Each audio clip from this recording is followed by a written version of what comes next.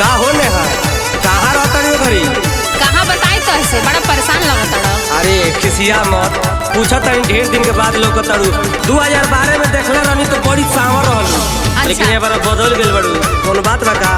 अरे तू हमें के देखबे करबा हम जानता नहीं। नहीं देख के जरूरत नहीं कि परिवर्तन हो गया रौरा में बड़ा तो होई ना।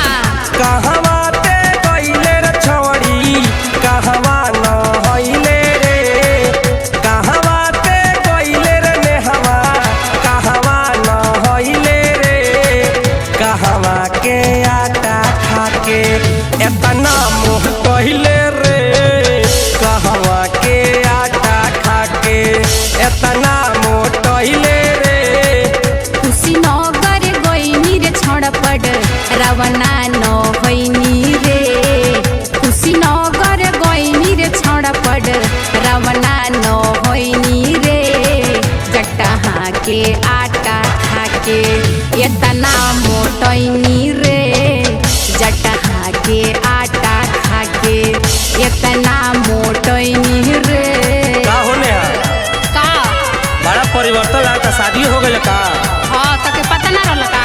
हमारा नहीं जानकारी रहल। हम कहनी कि जनबा त हमर सदिए कहीं काट देबो यही से हम ना जननी जानला।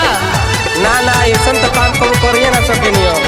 ए ले तनी हमरो से बताओ कि बियाह कैसे कइलू के कराते नाम के से नुरा बाड़े लगइले रे के कराते नाम के से नुरा बाड़े लगइले रे के करा ले अपन सौदा बाड़े सजइले रे के करा ले अपन सौदा पियावा के नामक से नुरा बानी लगइले रे पियावा के नामक से नुरा बानी लगइले रे प्यार वाला आपन सौदा बानी सजइले रे प्यारवा के नामक सौदा बानी सजइले रे प्यारवा के नामक सौदा।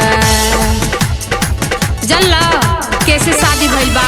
ना हो अभी तो हमारा समझे में ना आई कि तू कैसे बियाह कइले बाड़ू। पूरा गाना सुनबा तो खुद समझ जाइबा।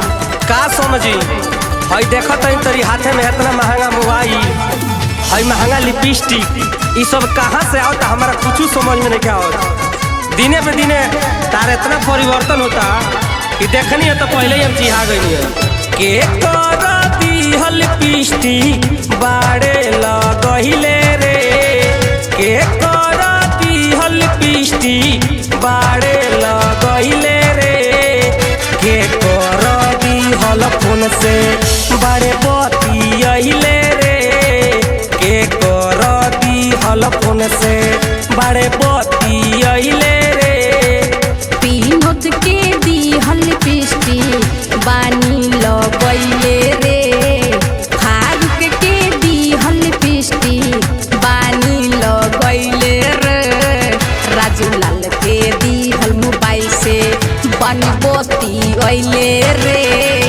मनोज के दिहल फोन से बानी बतियइले रे मनोज के दिहल फोन से।